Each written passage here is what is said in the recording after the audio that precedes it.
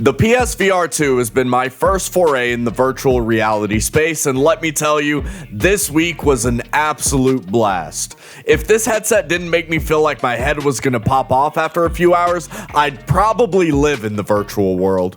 The launch lineup for the PSVR2 has been a hefty one, and I'm not gonna lie, it's been a little bit daunting, but luckily with the Light Brigade, it was love at first sight and was an easy choice for my first VR review.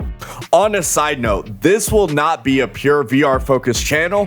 As always, I'm just going to review things I play, and if that's something you dig, don't forget to smash that like and subscribe button. Let's get to it.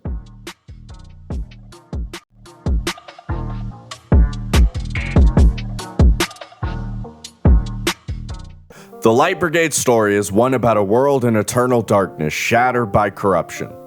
You as the protagonist join the ranks of the Light Brigade, humanity's defense against this corruption. In your attempt to bring light back to the world, you'll save many souls, as well as learn your purpose of how the darkness spread through small expositions, like reading a page from a book in between your runs. It's all done well enough, but probably was my least favorite part of the product, mainly because I felt so separated from the story and honestly just wanted to get back to the gameplay. But for those interested in a story, it is there for you, and it seems like there's a lot of meat to these bones, and at least it's not just reading excerpts for context.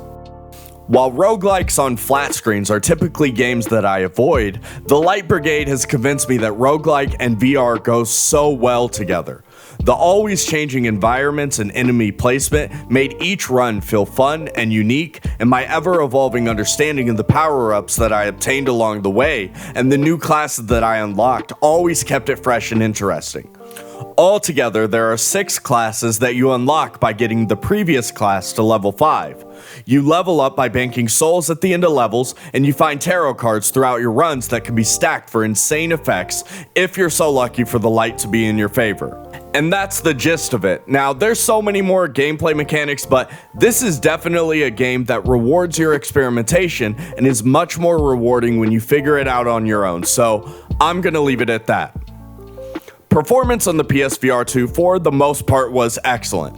There was an issue with the first boss having terrible frame rate, though luckily that was patched already. I experienced some tracking issues that caused me to need to restart the game, and light levels of jank, but for me personally it never got too bad, though I have seen rumblings online about some crashes during late game runs, and I'll be honest, if that happened to me I probably would have uninstalled. Either way though, the devs seem absolutely devoted to this project, and this is something they are continually working on, and for what it's worth, my experience was relatively smooth. All in all, this has been my favorite experience so far in the PSVR2 launch lineup.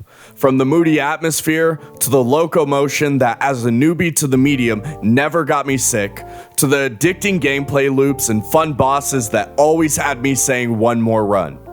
The Light Brigade was an extremely rewarding experience. I do wish that there was a little bit better end game, and the final boss, while still cool, was a little bit too easy. I do think that the game is an absolute must-buy for anybody in the VR space. For $24.99, Funktronic Labs absolutely struck gold with this one, and I'll be praying for DLC in the future. It's an 8.5, take it or leave it. Thanks for watching.